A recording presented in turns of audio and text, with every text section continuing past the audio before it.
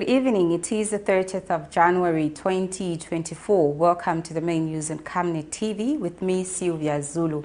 Here are the headlines. Hunger looms in NALIKWANDA constituency of Western Province. DEC concerned with the surge in hard drug cases in communities. Government advised to employ non-merit and not political affiliation. In international news, millions urgently need food in Ethiopia's Tigray region. And in sports news, Ivorians celebrate after victory over Senegal. Do join me with the details shortly.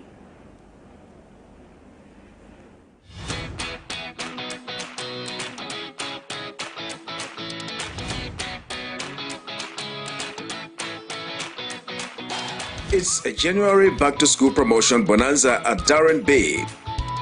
Take advantage of our massive price discounts and turn your wonderful school-going kids into stars. With a cornrows hairstyle going at only 30 kwacha for kids below 13 years and 50 kwacha for kids above 13 years, your child is guaranteed that neat and trusted, classy look. This curly, knotless hairstyle is going for as little as 150 kwacha from as high as 200 kwacha, wigs included. Now that's a classy saving. The sleek ponytail going at 80 kwacha from 120 kwacha makes your little one look like a true princess. As low as 60 kwacha from 100 kwacha, beads included. Now that's a cute saving. Your princess will look stunning in this curly ponytail at only 90 kwacha from the original 110 kwacha. Now that is a great deal.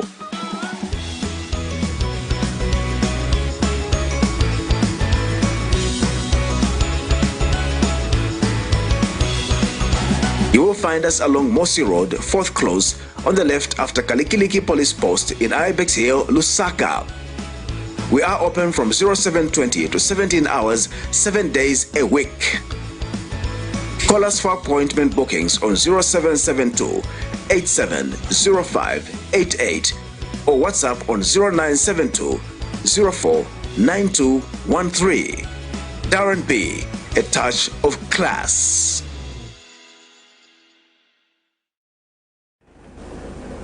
And now the news in detail. Drought and armyworms have destroyed several hectares of crops in one area in NALIKWANDA constituency, and residents are appealing to the government for some pesticides as their maize fields have been invaded by 4 armyworms. During an interview with Camnet News on Monday, Alex Musiwa Induna Mulobela expressed concerns about the impact of armyworms and drought in the area. Induna Mkobela is requesting relief food for the affected residents as the combination of drought and armyworms is expected to lead to food shortages. As the Zambian government wraps up its effort to control the 4 armyworms outbreak that is damaging maize crops across the country, the United Nations Food and Agriculture Organization FAO warns that the effect of invasion could be catastrophic for Zambia. Due to this situation, some residents of Rwandwe area are appealing to the government for relief food, as their crops have been affected not only by drought but also by armyworms. Pula ibonala kulia iyo. Wabali milema raisi mane hamo cholo nimbonyi. Ikazeo halubulela fazo mile. Lukupa muso kuli ulubone kwanu kwa siba kasana likwanda. Kwa silalo sa mulobela, kuchifi mulobela. Luziele ile mungaka. Mbonera mbonyi chwana. Kaufela nilika kaufela kuma mwali nezi raisi yona kele yoma nikoma joine kupa luli kuli babone fateni ba muso kuli lukone kubani tuso luka kwa kufumana kakuli hakuna kutuwe kabateni falika zechwana kakuli mbonye aina kupakata sinambona mose nezi setu basi bunga konwele fertilizer joeliza zitwa lubula ile joine kupa luli katata luli kuli bakone kulutu. One of the affected small-scale farmer, Simonji Muya, emphasized the need for immediate assistance. Taimani kuchincha kwa kubona kuliliza jali vile lingata kwa kulisivu kuntrona sipa mata kwa kuli aluzivi muso moko na kutusera mbe kwa tusakoteni muliani kona kulima nti wemwa bona kuti aluziyelizawo mwendikona tusomung'aka nelukupa kwa muso kulikambe walutusa. Furthermore, Induna Mulobera Alex Musiwa pleads with the government for pesticide as most fields in the area have been severely impacted by the armyworms infestation. Ikadau nakafaze lulimile zisinyeile bagentaliza ziruna namo kileli tunao ni sibuku mbonyi sinyeile akuna fuko na kutomelela fa cyo kyalu kupa kwa muso kuli kone kulubona ni balutise kwa 10 milioni ne balufile mingu yeze expire kona kulimane akuna etala ketu nao kwano linanga kunako kafa apply tusakubanamuntu una nilikweli tepeli kwano akuna kwa lwandwi mwachalo za Mulobera cyo kyalu kupa kuli muso ulutuse kuli mwendi milioni yo ya sibuku ikata. Currently, much of the country, his maize production relies on rainfall, leaving it vulnerable to climate-related shocks such as droughts and armyworms invasions. For Camnet News, Musiwa Kabila in Mungu District, Western Province. ActionAid Zambia has flagged off the donation of various assorted items towards the cholera fight worth 670,000 kwacha.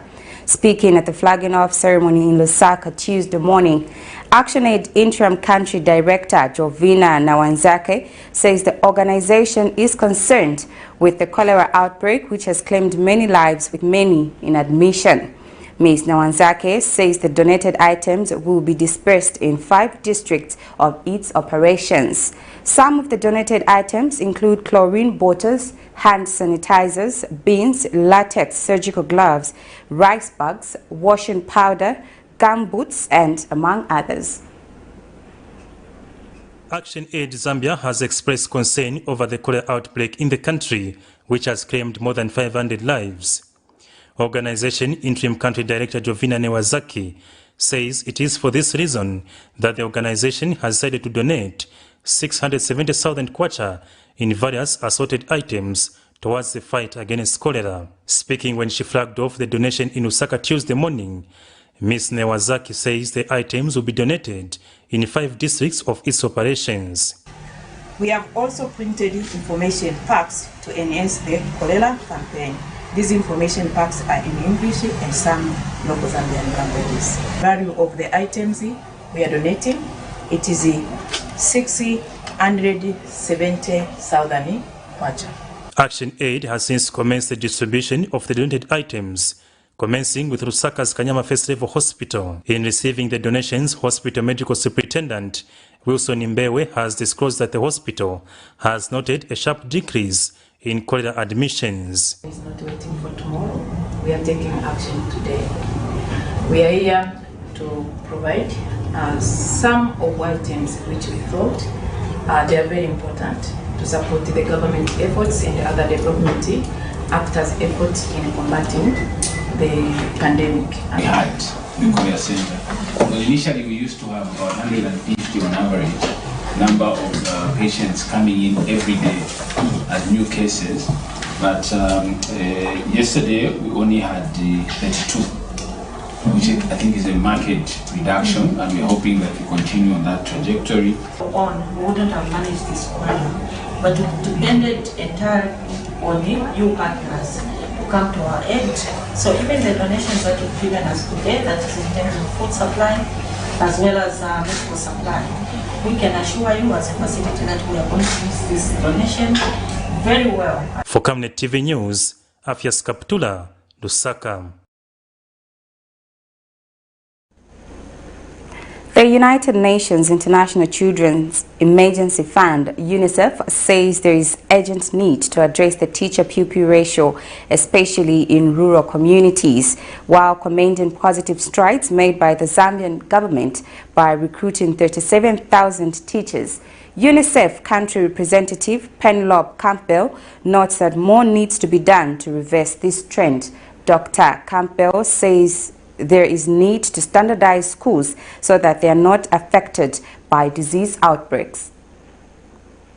Teachers, school leaders and education support staff are critical in forming the minds of the leaders and communities of the future. The recruitment of the 30,496 teachers through the 2022 national budget and the 7,222 under the 2023 budget simply demonstrates government commitment to fulfilling its obligations towards the right to education, as espoused by the Convention on the Rights of the Child and as recommended by the United Nations. The move by government has been described by experts as a positive contribution towards improving the teacher-pupil ratio, which stands at 1:58 for primary schools and 1:38 for secondary school levels. Similarly, the United Nations International Children's Emergency Fund UNICEF country representative Dr. Penelope Campbell says strides made by government are likely to have a positive impact on the progression rates and quality of service delivery, which is a crucial aspect for attaining the Sustainable Development Goal number 4 on quality education. Dr. Campbell, however, says there is urgent need to address the teacher-pupil ratio, which she acknowledges that government has shown interest. Whilst acknowledging the 30,000 plus teachers recruited to really bolster the education system in line with the government's Education for All policy, what's really important to note is that despite that, the pupil-teacher ratio in classrooms is still very high. So ideally we'd want a pupil-teacher ratio around 40 students for every one teacher. However, in Zambia, it's on average around 60 to 80 pupils per teacher. This difference is even more acute in rural areas where teachers can be harder to retain or there's less teachers locally available, and this number can be even higher than that. Dr. Campbell has also noted the need to standardize schools so that they are not affected by disease outbreaks. We have to have schools which are really operating at standards whereby even if there's a public health emergency outbreak, the school can remain open. Okay, because we've learned lessons from COVID-19 and the impact and the costs of school closure far outweighed any risks from the public health emergency. If there's safe, drinking water, if there's good sanitation, if there's water in which children can regularly wash their hands, there's a health isolation room, there's linkages with the local health facilities, children should be allowed to go to school. Additionally, so to achieve this, there needs to be a budget. And this is a particular issue which we really appreciate the efforts made by the government with the Education for All policy. On 24th January 2024, Education Minister Douglas Yakalima announced that both public and private schools, including colleges, will open on February 12th, 2024, instead of January 29th, 2024, as earlier announced, due to persistent high numbers of cholera cases recorded on a daily basis. Vincent Piri for Camnet TV News, Lusaka. The Major Liaison Committee has advised the United Party for National Development UPND-led government to lead by its promise of employing on merit and not on political affiliation. Reacting to a story making rounds on social media of former Zambia National Broadcasting Corporation employee who has been labeled a PF cadre, leading to the termination of a contract for his new job, the committee chairperson, Ernest Chanda, says it is unfortunate that government has to buy into such accusations and going ahead to terminate his contract. Mr. Chanda adds that government should look at the bigger picture than an individual. Mr. Chanda adds that government should look at the bigger picture that an individual is Zambian and is qualified. For the past 24 hours, the Court of Public Opinion has been left with a case to deliberate on. Social media has been flooded with a touching story of journalist and former employee of the national broadcaster, Brian Mwale. For those who might have missed the story, Brian upgraded his academic qualifications to a degree holder, applied for a better job, got it, and gave a notice to ZNBC that he was leaving. Then his workmate went to political entities to accuse him of supporting the former ruling party, Patriotic Front, and before he could report for the job, he was fired. This has not settled well with Media Liaison Committee. It's very sad. It also exposes how politically we are divided as journalists, which is a very big shame to the industry. it's not right that we should be politically divided or be perceived to be politically divided. That is absolutely wrong. So it's a sad story that our colleague can go through such, and we are not saying that he's guilty of being politically affiliated. No, we have no evidence for that. But from our perspective, what we are saying is that he should have been treated as a Zambian, as a professional who is qualified. The committee has since advised the United Party for National Development UPND-led government to lead by its promise of employing Zambians on merit and not one's political affiliation. Something also here where the UPND does not seem to wake up. We have opportunists in every profession. Even in the media we have them. These are the people who ate with the MMD, they ate with the PF, and now some of them are using their names because they come from the Zambezi regions, either southern, western or northwestern. They quickly switch and begin to betray others, to sell out others. And unfortunately the UPND has fallen for that for that trick or trap. As long as someone has got a specific name, they swallow it, they get it and say, this is ours. That is wrong. They promised to get people on merit as long as they are Zambians. That's what they should do. Whether the accusations are true or not, the question begging answers is, should public servants be employed depending on one's political affiliation? If so, what happens to those that have been employed under the current government once they leave office? Vincent Piri for Camnet TV News, Lusaka. The Young Women Christian Association has called on women to get married at the right time to avoid making wrong decisions that end up in divorce cases. Speaking in an interview, YWCA President Patricia Mubanga says the increase in divorce cases in the country is attributed to the lack of preparedness from both parties, gender-based violence and economic hardships. Ms. Mubanga says the country needs to invest in couple counseling centers and psychiatrists to help prevent the continued increase in divorce cases. Last year, about 36,000 cases of divorces were recorded. 36,000 couples across Zambia filed for divorce in the year 2023.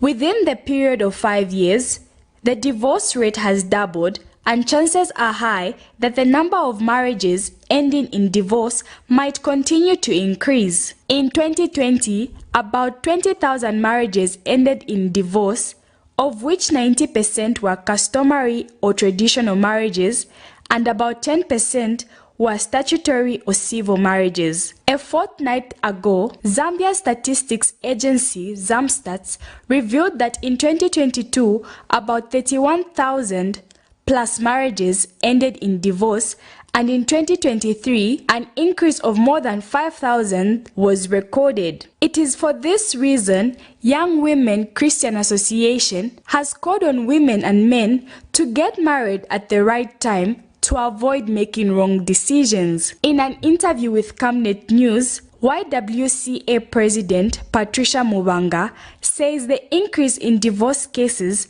in the country is attributed to the lack of preparedness from both parties, gender-based violence, and various economic factors. Factors that are leading to this alarming number of divorces, and some of them which could be attributed to somebody just wanting a name of being married.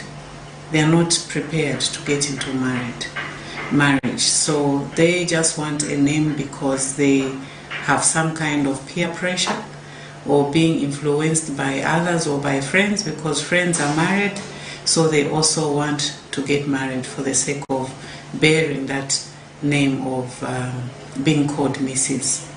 And so this is breaking a lot of marriages, because one does not go into marriage with the right intentions. Because when God created the union of marriage, He blessed it.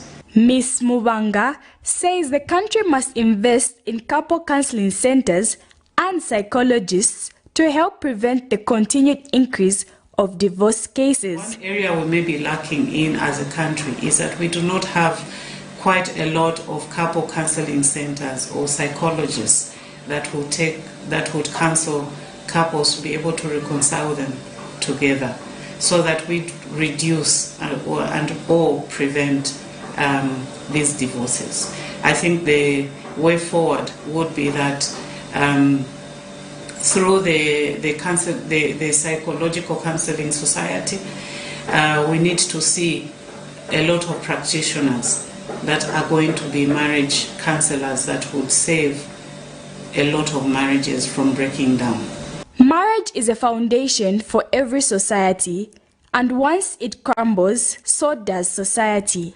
Cherish Sibote for Camnet News, Lusaka. The Lusaka Magistrate Court has ordered the state handling the matter in which embattled opposition Function Patriotic Front Secretary General Raphael Nakachinda is facing 1 count of hate speech to expedite the case. Magistrate Ida Piri is worried that the case has been dragging for the past 2 years and it is only reasonable that it concludes its case. Earlier, a peasant farmer and member of the UPND, Moses Kokela, 36 of Solwezi, testified that he felt injured by the alleged hate speech by the accused. The Lusaka Magistrate Court has directed the state handling the matter in which Opposition Patriotic Front Faction Secretary General Raphael Nakachinda is facing 1 count of expressing hatred and showing hatred against President Hakainde Hichilema to make progress, for it has dragged since 2022. Magistrate Ida Piri says the matter has dragged on for 2 years now and the state cannot bring a single witness to a court session considering the period of the matter. Earlier, Moses Kokela, 36, a peasant farmer from Kalumbila district in northwestern province, told the court that he felt injured by the alleged hate speech by Mr. Nakachinda. In this matter, Mr. Nakachinda is charged with 1 count of hatred of the Tongas of Wengwa in southern province by way of expressing or showing hatred and ridicule. When the matter came up for continuation of trial before Magistrate Ida Piri on Tuesday, Kokela says he came across a video on social media on April 18, 2022, where the accused allegedly stated that Tongas had taken a primitive person from Wengwa district to State House. When questioned during cross-examination whether he was a UPND cadre, Kokela replied in the negative, but when further questioned by defense lawyer Jonas Zimba if he knew Bruce Kanema, who is UPND provincial chairman, Kokela replied that he was his tribal cousin and that they both belonged to the same political party, UPND. When asked if he is aware that the UPND government has allegedly arrested Joseph Malanji, Bowman Lusambo, Richard Musukwa and Mr. Nakachinda, Kokela responded that he was not aware.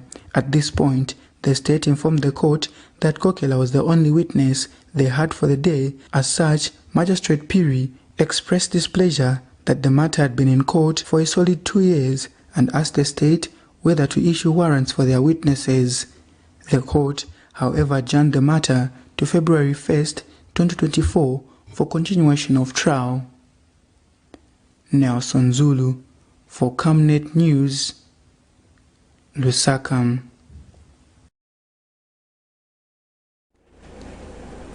A state witness has revealed that Nuclear Sound General Dealers, a company registered for tax under Bowman Lusambo's name, has not been tax compliant since it was registered in 2006. In this matter, the former Lusaka province minister is facing 2 counts of possession of property deemed to be proceeds of crime. A state witness, Morgan Mwanza, has told the Lusaka Magistrate Court that former Lusaka Minister Bowman Lusambo received a total payment of 115,645 kwacha when he was serving as a Lusaka Province Minister. A tax inspector at the Zambia Revenue Authority Direct Taxes Division Returns and Payment Unit, James Mwansa 40, testified that Nuclear Sound General Dealers, a company registered for tax under Lusambo's name, has not been tax compliant since it was registered on 31st March 2006. Mr. Mwansa testifies that the check on the Tax Online 2 system indicated that the taxpayer is no longer trading as Nuclear Sound and General Dealers, but only as a T-pin, meaning he is no longer a sole trader. In his testimony, the inspector says, according to the access to check taxpayers who were on the warrant of access list of Mpongwe General Dealers, Nuclear Sound and General Dealers, Chichele FM Limited and Chichele Investment Limited, he says his findings were that for Mpongwe General Dealers, the taxpayer is not compliant with regard to tax registration because the law directs any person carrying any business activity or intending to trade to register for tax type, and the case was similar for Chichele FM Limited, where it was revealed that the taxpayer is not registered for any taxes. In cross-examination, defense lawyer Nkula Bota asked the witness if Atoi checked the company's record with PACRA and stated that the company was different from Bowman Lusambo, but failed to tell when all the companies were migrated to the online system since inception in October 2013, while in cross-examination, the witness failed to avail the amount of taxes the accused paid before and while serving as provincial minister. Mr. Lusambo, 47, is facing 2 counts of possessing property reasonably suspected of being process of crime, contrary to Section 7.1 of the Forfeiture of Process of Crime Act No. 19 of 2010. In the first count, it is alleged that Mr. Lusambo between May 2015 and December 31, 2021, jointly with other persons unknown, possessed a property in Lusaka comprising a single-story 4-bedroom house, guest wing, gazebo, and a car shed. In the second count, Mr. Lusambo on the same dates, jointly with other persons unknown, possessed an incomplete block of 6 flats in Lusaka's Chamba Valley area, reasonably deemed to be process of crime. Lusaka Chief Resident Magistrate Davis Chibwili has adjourned the matter to 31st January 2024 for continued trial and scene visit. Nelson Zulu for Camnet News, Lusaka.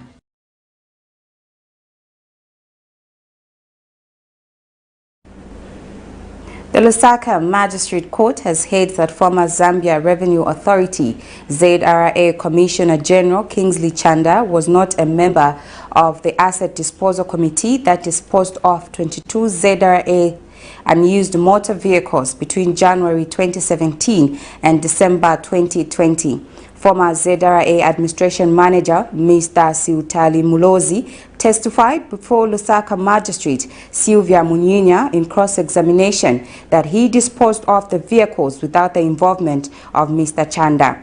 Mr. Mulozi confirmed that he chaired the Asset Disposal Committee that disposed of 22 unused motor vehicles and never received any email or memo from Mr. Chanda. In this matter, Mr. Chanda and former ZRA Director of Administration, Kalistas Kauma, are charged with willful failure to comply with procedure relating to the manner they disposed 22 used motor vehicles belonging to the Commission and abuse of authority. The court has since adjourned the matter to March 4th, 2024 for continuation of trial.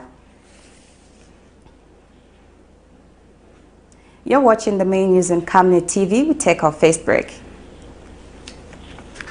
Are you looking for a reliable and efficient courier company with international standards? Then let UBZ Courier, your trusted partner in swift and secure deliveries, be your ultimate choice. Whether it's a small package or a hefty consignment, UBZ Courier handles it all, locally and internationally. Our modern call center ensures personalized attention for every client. For seamless deliveries within Zambia and beyond, trust UBZ Courier. Call us now on +260 763 062 680 or visit us at plot number 15 Mwapona Road, Woodlands, Lusaka, Zambia. UBZ Courier, a world-class brand that can be trusted.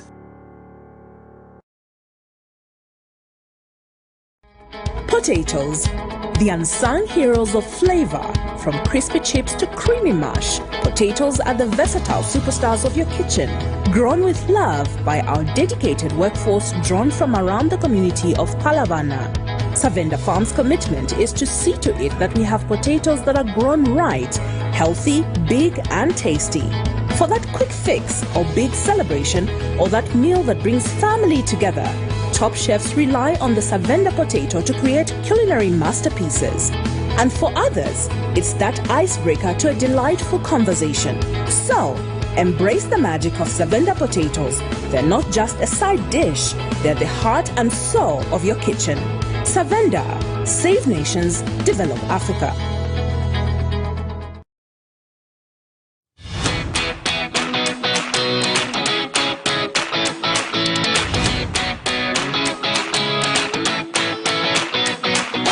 It's a January back-to-school promotion bonanza at Darren Bay. Take advantage of our massive price discounts and turn your wonderful school-going kids into stars. With a cornrows hairstyle going at only 30 kwacha for kids below 13 years and 50 kwacha for kids above 13 years, your child is guaranteed that neat and trusted, classy look. This curly, knotless hairstyle is going for as little as 150 kwacha, from as high as 200 kwacha, wigs included. Now that's a classy saving. The sleek ponytail going at 80 kwacha from 120 kwacha makes your little one look like a true princess.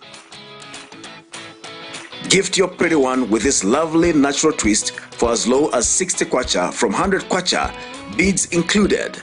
Now that's a cute saving.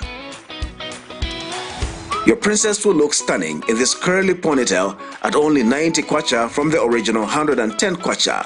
Now that is a great deal.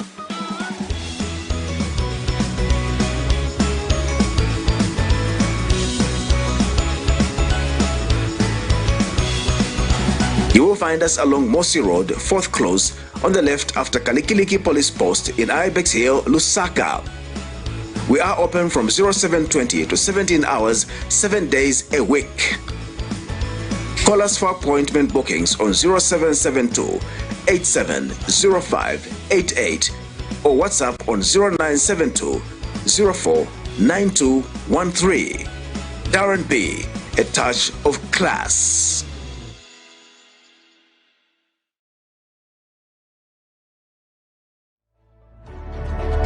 Water is life. Each drop counts and each must be cherished. Our tried and tested product meets all international standards. With our smart drip technology, we aim to deliver precision irrigation designed to reduce blockage and wastage, ensuring a high yield. Renglow, your smart irrigation partner.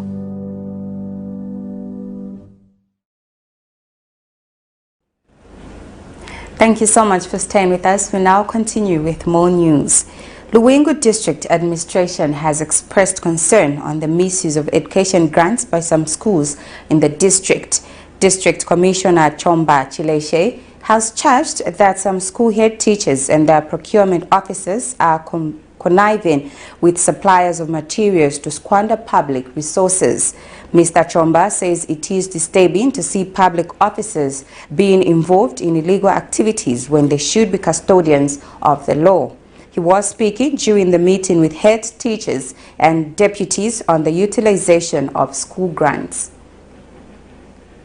It is a disturbing information which is on my table to find out some of these head teachers, they are conniving with the suppliers in order for them to route the government resources, which is not acceptable, because the government is trying by all means to provide resources in order for these school managers to run the affairs of the institutions correctly. But some of them, they want to frustrate government effort. I'm strongly warning them that whoever will find found wanting will be dealt with accordingly, because we want to see the president achieve his mission or his vision in the country. And for those who are working together with the opposition in order for them to frustrate government programs and government effort, again, I'm warning all those civil servants who are doing that will not hesitate to take disciplinary measures or actions.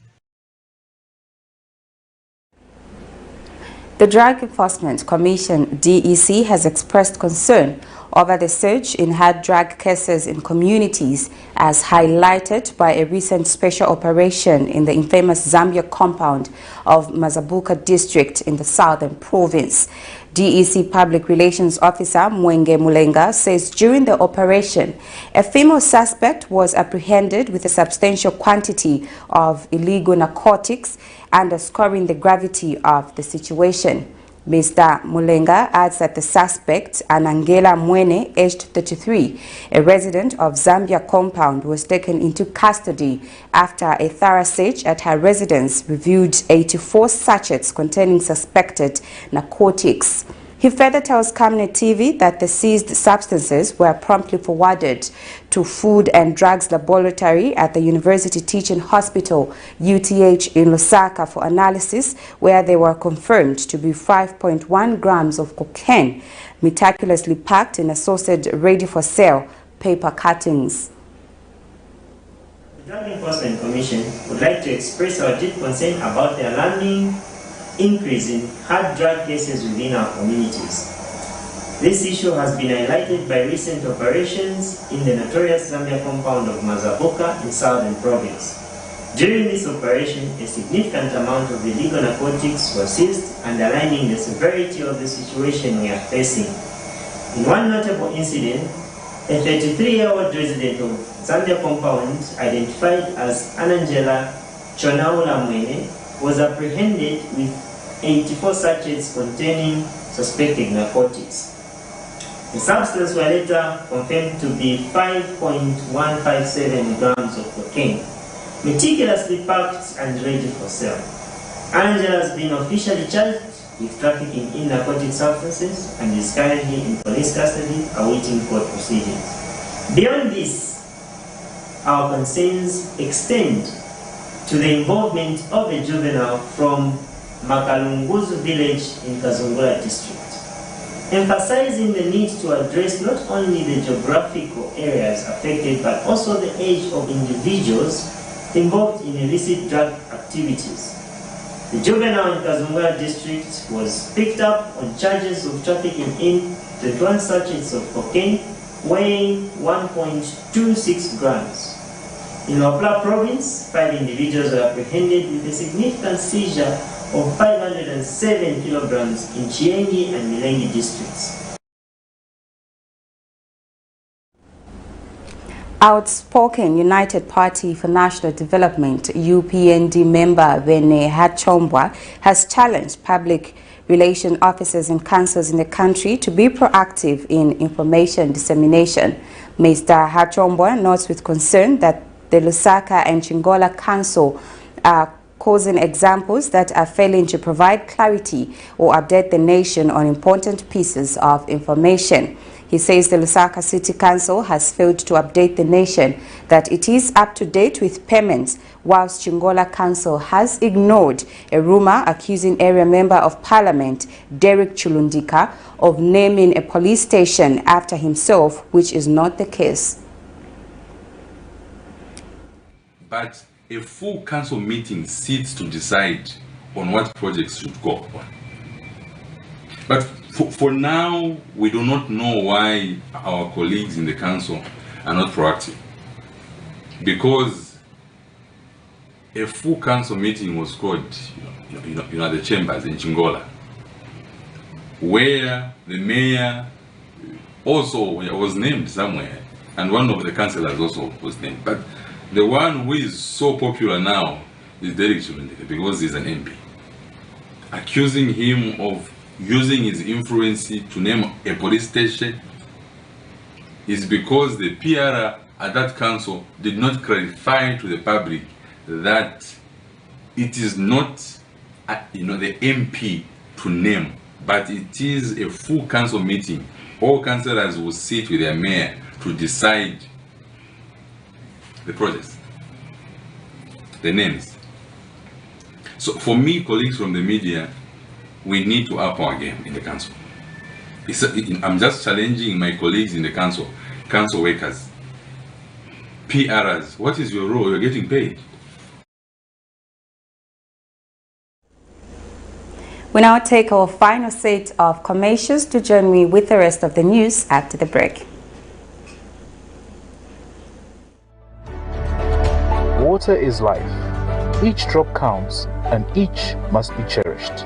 Our tried and tested product meets all international standards. With our smart drip technology, we aim to deliver precision irrigation designed to reduce blockage and wastage, ensuring a high yield. RenGlow, your smart irrigation partner.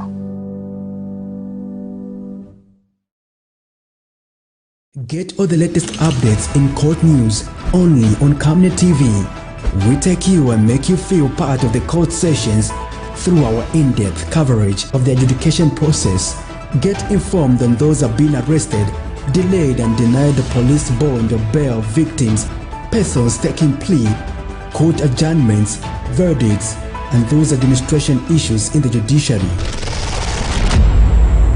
Camnet TV is on channel 274 on DSTV, channel 25 on GoTV, and find us on channel 106 on Topstar. You can also follow and give us a like on our social media platforms. Camnet TV, not just another channel. Thank you so much for still staying with us. And now for the rest of the news. In international news, only a small fraction of needy people in Ethiopia's northern Tigray region are receiving food aid, according to an aid memo seen by the Associated Press. More than 1 month after aid agencies resumed deliveries of grain following a lengthy pause over theft. Just 14% of 3.2 million people targeted for food aid by humanitarian agencies in the region this month had received it. According to the memo by the Tigray Food Cluster, a group of aid agencies co-chaired by the UN's World Food Programme and Ethiopian officials. The memo urges humanitarian groups to immediately scale up their operations, warning that failure to take swift action now will result in severe food insecurity and malnutrition during the season, with possible loss of the most vulnerable children and women in the region. Here's a roundup of international news. Over a month after aid agencies resumed deliveries of grain in Ethiopia, only a small fraction is reportedly reaching communities in need in the northern region of Tigray. The Associated Press reported that just 14% of 3.2 million people targeted for food aid by humanitarian agencies in the region this month had received it by January 21st. The news agency cited a memo by the Tigray Food Cluster, a group of aid agencies co-chaired by the UN's World Food Programme and Ethiopian officials. In the Amhara region neighboring Tigray, a rebellion that erupted in August is impeding humanitarian movements and making distributions difficult. The memo urges humanitarian groups to immediately scale up their operations. When the chief administrator of the interim regional administration of Tigray raised the alarm over looming mass starvation deaths last month, a federal government spokesperson dismissed the reports as inaccurate. The UN and the US paused food aid to Tigray in mid-March last year after discovering a large-scale scheme to steal humanitarian grain. The suspension was rolled out to the rest of Ethiopia in June. Italian Premier Monday unveiled Italy's big development plan for Africa at a summit of the continent's leader. He means to step the number of migrants, diversify sources of energy, and forge a new relationship between Europe and Africa. This morning, we want to talk about this idea of Mattei plan, starting from specific projects. The theme of sharing can probably arise from here, in the sense that it may have seemed like an agreed thing, but it clearly isn't. The summit is fundamentally for sharing not only the strategy, but also the final definition of the project was a step in this work that we're doing, but I may have made the mistake of giving the impression that it was in some way defined. The AU says it would have been better to have been consulted beforehand and didn't want more empty pledges. In the capital Niamey, the decision taken by the heads of states of Mali, Niger and Burkina Faso to quit the regional bloc ECOWAS sits well with the people. They did well to take their destiny into their own hands, because it's the people who are suffering. Here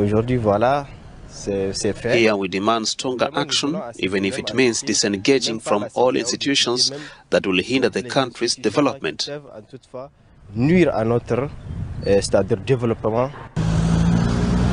The leadership of the three countries are accusing the West African regional bloc of colluding with major powers to destabilize their countries. On a constaté aussi que le président du Nigeria et celui You saw that the president of Nigeria and the president of Ivory Coast went to Paris, and we suspect that France is manipulating ECOWAS. So all these elements add weight to our suspicions. So for us, the decision is not only salutary, but also historic. It's rightly to be welcomed, because I say to myself, instead of trailing behind ECOWAS, if itself doesn't want to engage in dialogue, I don't see how we can still remain part of an organization that is founded on solidarity, but today refuses to show solidarity with states that are in difficulty. They also blame the illegal, inhumane and illegitimate sanctions imposed on their countries, which are undermining the lives of their people. The three countries are now committed to building a new bloc of cooperation around the region.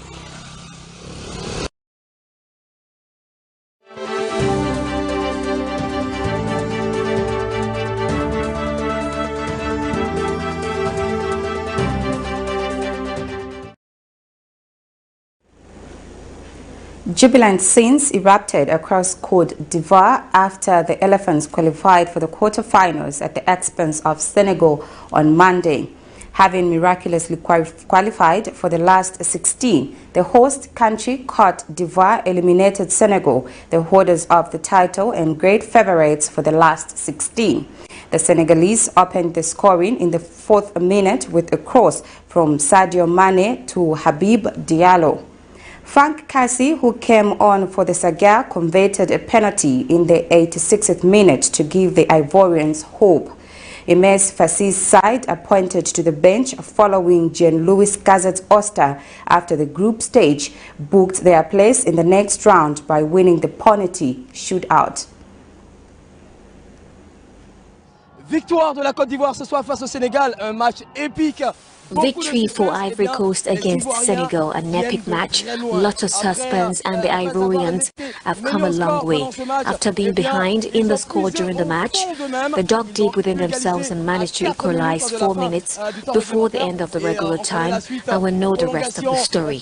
Overtime, penalty shootouts, and Ivory Coast emerges as the winner of this epic match. Look behind me, the Ivorians are happy.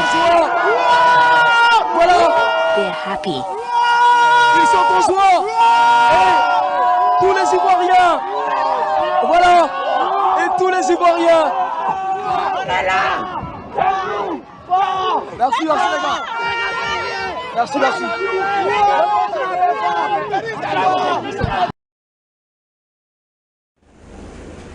That's it for our main news tonight. Here's a recap of the stories making headlines. Hunger looms in NALIKWANDA constituency of Western Province. DEC concerned with the surge in hard drug cases in communities. Government advised to employ on merit and not political affiliation. In international news, millions urgently need food in Ethiopia's Tigray region. And in sports news, Ivorians celebrate after victory over Senegal. Our verse of the day is coming from the book of Hebrews 11, verse 6. And without faith it is impossible to please him. For whoever would draw near to God must believe that he exists and that he rewards those who seek him. Thank you so much for watching. My name is Sylvia Zulu. Good night.